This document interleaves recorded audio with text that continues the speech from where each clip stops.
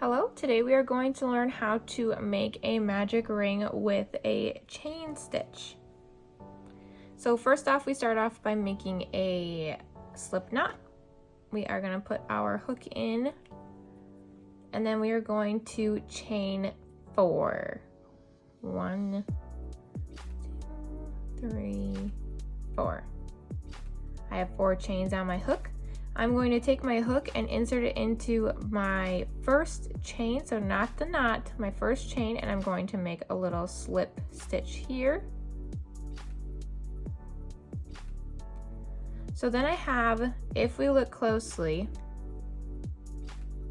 I have my 4 chains, but then I have this little gap here.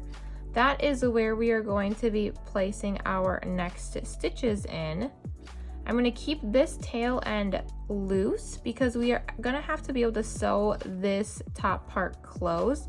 That's the only disadvantage about doing a magic ring with the chain stitches versus the other way that I will have linked, is that you have to kind of sew the opening closed. So I'm going to put 8 single crochets in my magic ring.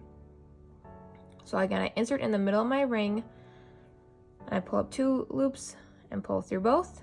I am, just so that I don't get lost here, gonna put my stitch marker at my very first stitch. That's signifying that that is my first single crochet.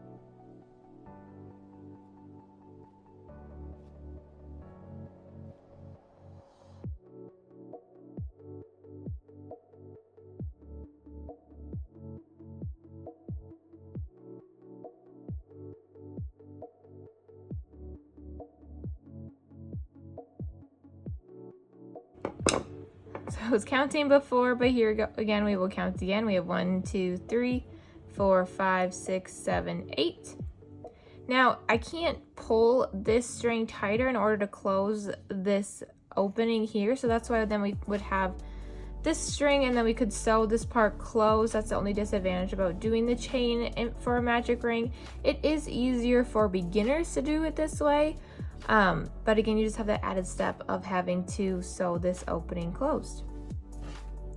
So today you learned how to make a magic ring with the chain stitch.